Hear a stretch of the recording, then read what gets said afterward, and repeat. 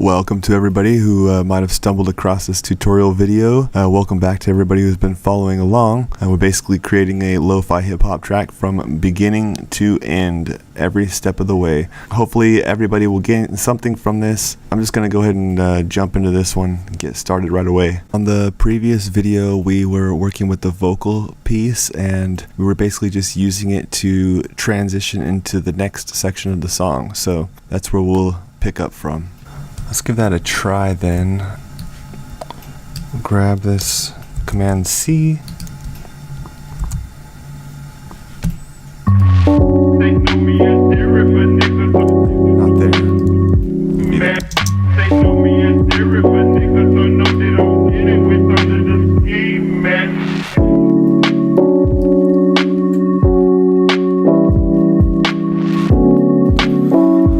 So, I mean, it's an obvious choice since it's kind of in keeping with what we've been doing with them so far.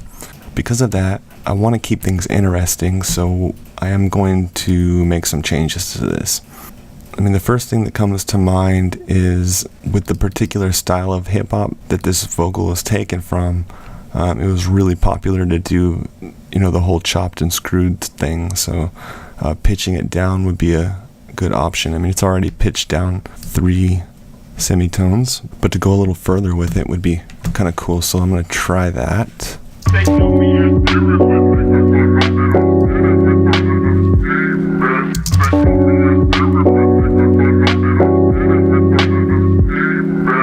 Maybe because it's in texture mode, let's try some of these other.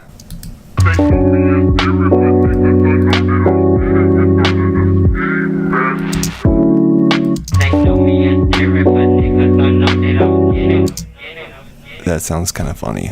It's only because the formants are so high, so let's try mess around with the formants.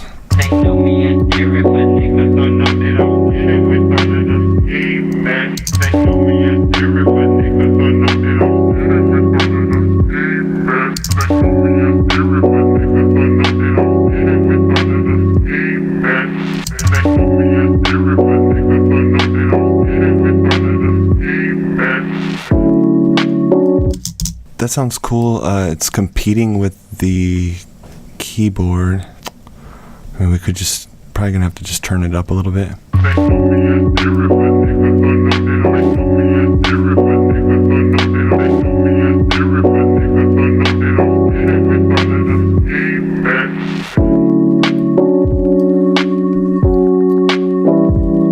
I'm also thinking maybe we won't let the whole thing play out. Just kind of end it a little early. We'll end it at the word skinny. I think it's here.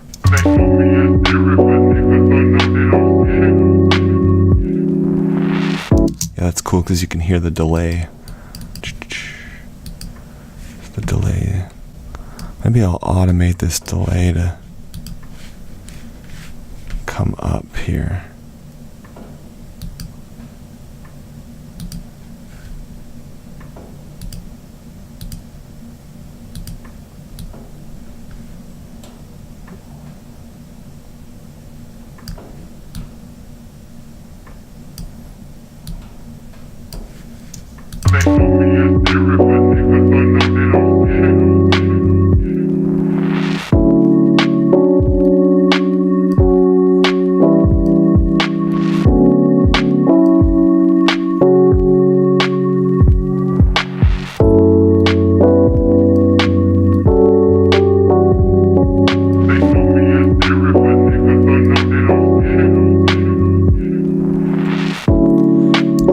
Always been a fan of a nice healthy delay tail. This here feels like a bridge, and so after that is probably when you want to come in with pretty much everything you've got on the whole arrangement. Let's try that. Let's give it all we got here. So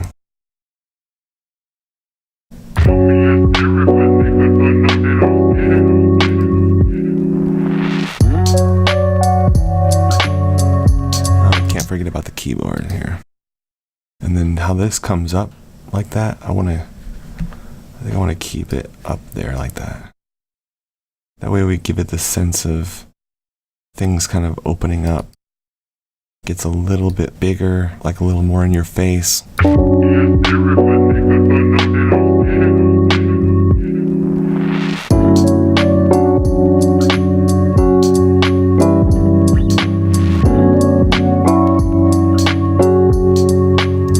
I would also say this is probably a good spot to use the rest of those vocals that we have over here. Let's Command C, drop them in there.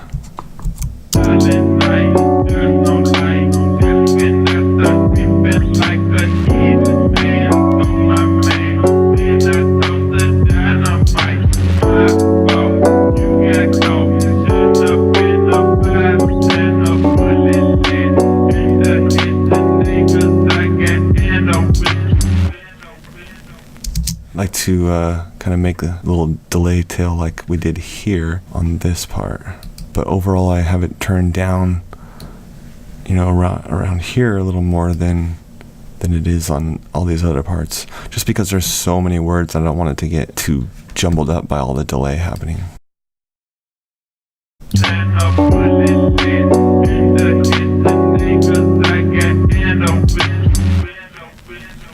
Let's see, should we put this chop sample here or no? Command C, Command V.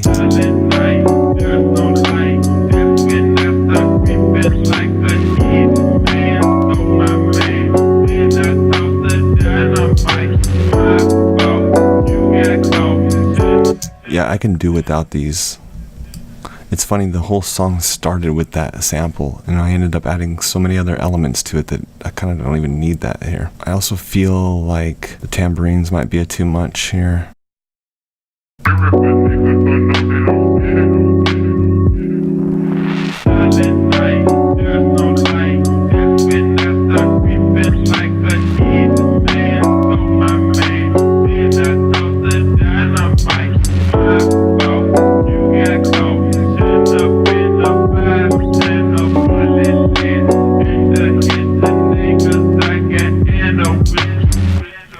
So again, this ends with a little bit of a tail.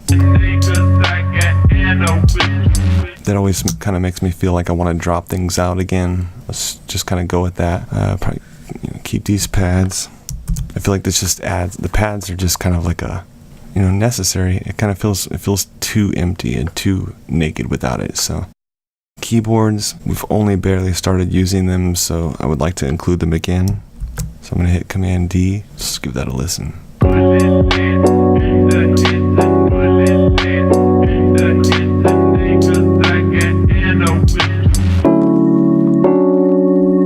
still feel like I want to soften the keys up a little bit.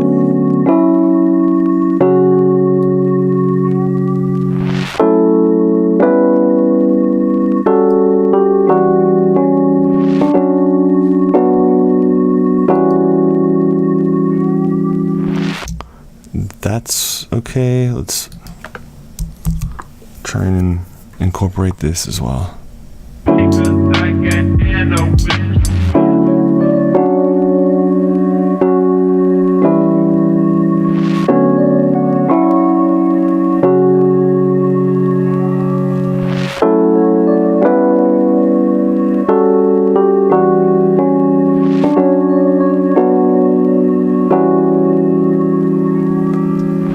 Maybe not on the first half.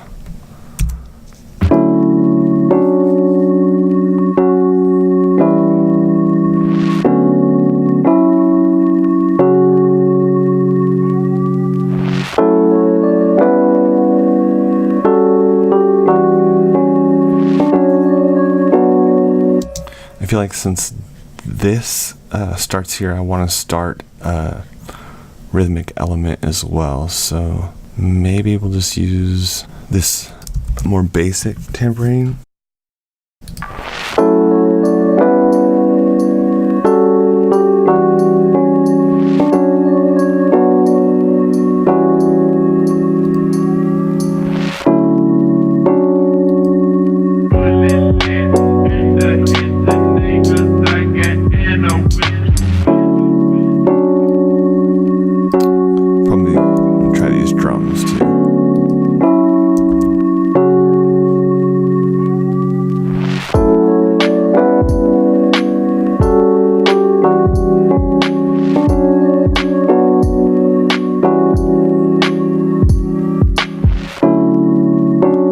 That's got a nice feel to it. Let's see.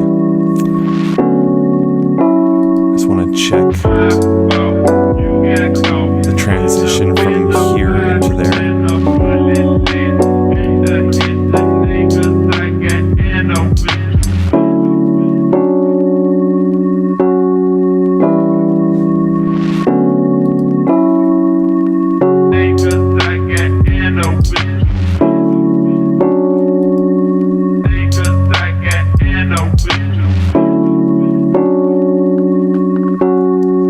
It's always more effective to put pauses of some sort right before you go into a breakdown or coming out of them as well.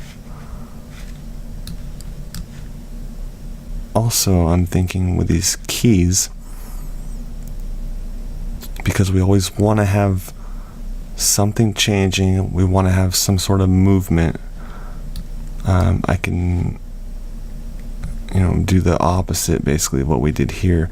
We had them filtered, had the highs filtered out, and then it swooped in and really opened up a little more here. And then here I want to go the opposite route, filter off the highs.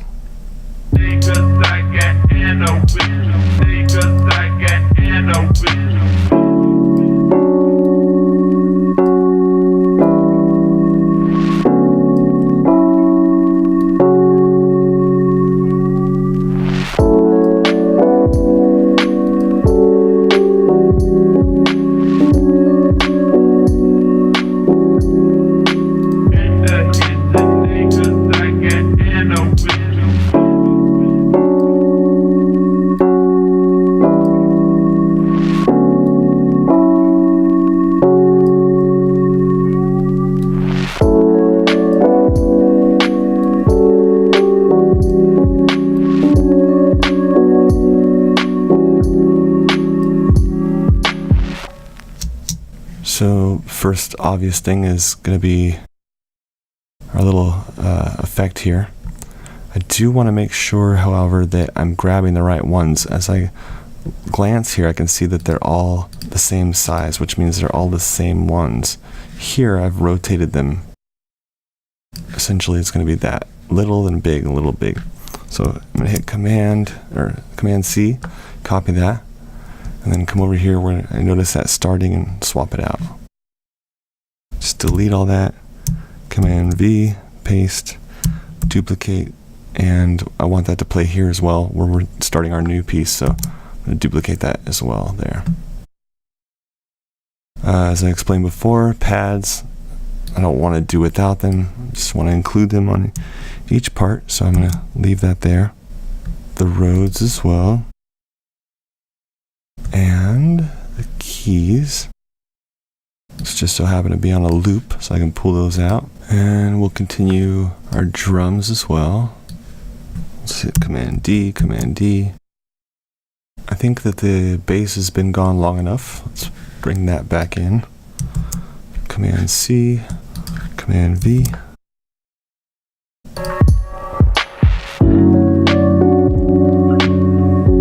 Let's pick the pace back up and bring this tambourine back. These are the same, again, just a little confusing, I know, because I still have the MIDI notes for these hats that we're not using in there. Just get rid of that so I'm not confusing everybody. Alright, so we can grab this whole thing. Here we go.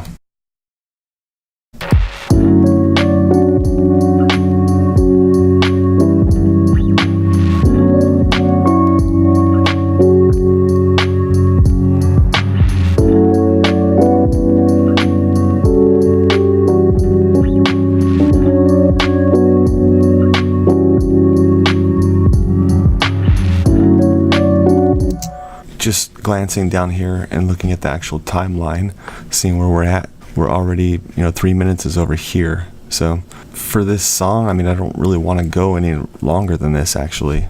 This might be a good time to just kind of fade it out. See how that goes. Just use a utility plugin, put on the master, just kind of get a general idea of how it sounds to fade out on this. Probably start somewhere around here.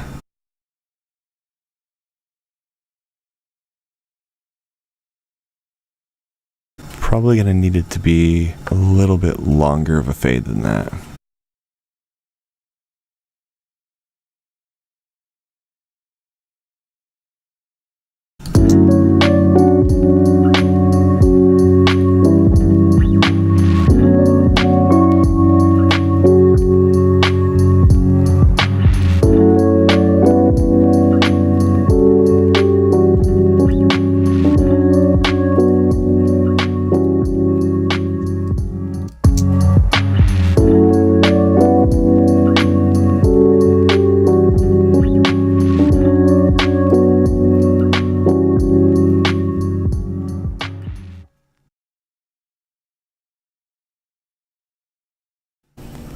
Actually gonna try to do a fade that's a little more rapid than this. Let's see here.